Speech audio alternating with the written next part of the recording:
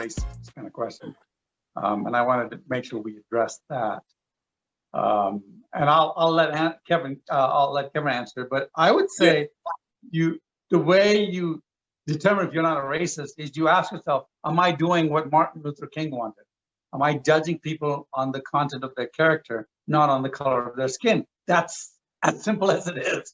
You know, when you look at somebody, are you judging them based on the content of the character? What are they doing? What are their actions? Not based on the color of the skin or what you think their ethnicity is or what, all that. That's a real question. I think most Americans are exactly there. They're like, you know, this is a good guy, this is a bad guy. No, this is a black guy, this is a white guy. You know, they don't think that way. Now, there is one piece there that does happen, and this is something I disciple a young African-American youth, and when this whole thing was happening, he was saying, you know, well, people do look at me and they're scared of me. And, you know, like if I walk into a 7-Eleven, the guy always looks at me more carefully than if a white guy walks in a 7-Eleven. I said, well, you have to understand why this is the case. You know that 53% of all homicides are done by African-Americans who look just like you between the ages of 16 to 29. So, and yet you are only maybe 2% of the entire population of the United States. So 53% of all homicides are done by 2% of the population who happen to look just like you. So naturally, they're going to have a bias because that's what the media is telling them. You know, the black people are committing murders. Now, they don't think if an old grandma walks in, they're not going to be watching her. It's because you're a young black male who is the kind of stereotype that joins gangs. This is the crime stereotype. And that's why they're looking at you different. But if you prove to them that you're normal, if you have a normal conversation with them, if you sound like you're intelligent and you look like you're responsible, if you're dressed properly, people are going to take you at the content of your character, not the color of your skin, or not the stereotype. And so you have to work overtime. I can play devil's advocate with you on that, Neil. Yeah. I could, well, you know, because let me finish that thought though, and don't forget your question. Like okay. For instance, when I first came to the States, everybody thought I was smart. Why do they think I was smart? Well, that's because most Indians, people look like me, are PhDs and doctors and all that. I said, well, you understand that most Indians are not smart.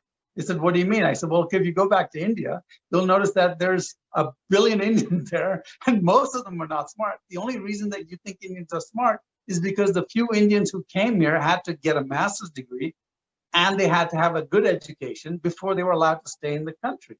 I said, on the other hand, people who didn't know that I was in Alabama for a while, and people were scared of me because I actually sold books door to door in Alabama.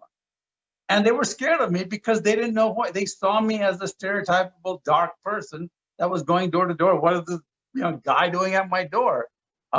And so I had to develop a methodology of disarming them. And I would actually talk to them, I would engage with them. And I ended up being one of the best sellers in one of the best door-to-door salesmen in Alabama back in my youth for that group. Why? Because I had to develop ways of overcoming that stereotype where people thought I was dangerous. And that's the thing that I have no problems working with that. I have no problems when people think I'm dangerous and I work overtime to change their stereotypical image of me. I'm fine.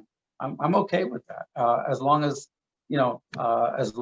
they give me that chance, and that's the key. So go ahead. You were going to ask a devil's advocate. Yeah, and I think I'll let Kevin kind of field some of those questions. Is look at all the work that has to be done because of the color of your skin to win the trust that someone who is white does not have to work as hard to gain, right? And so there is a sense of resentment, right, from a person of color that I have to work this much hard. Now, women could say the same thing in the workplace, right? So it's not just a color thing, but we are here specifically to talk about, talk about race and talk about ethnicity. So, I'm sure that as a white person, when you meet a Black person who's angry, you're like, I didn't do anything to you, right? I didn't do anything to you. But there is this, you just clearly explained how hard you have to work because of the perception that is placed on you about your skin. And so I think if people can, hold on, if people can understand that and not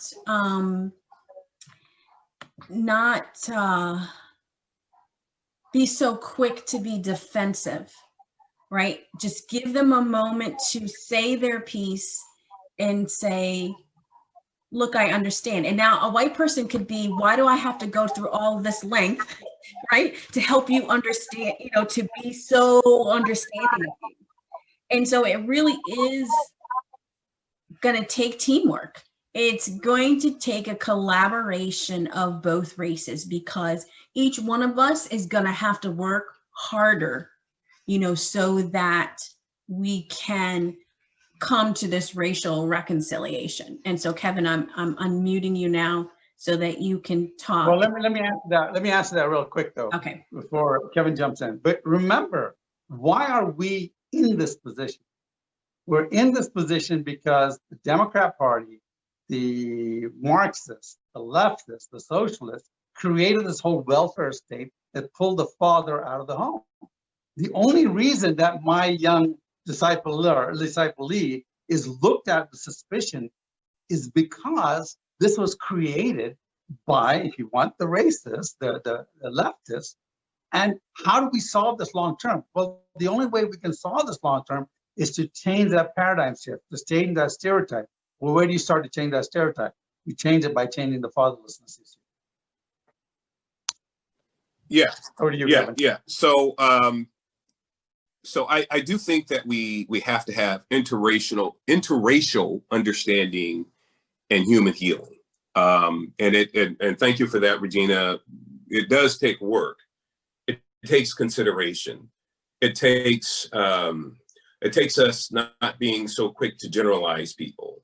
It takes us to being compassionate enough to listen to where a person's coming from. So we there's a certain amount of tolerance that we have to have, a certain amount of work we have to do.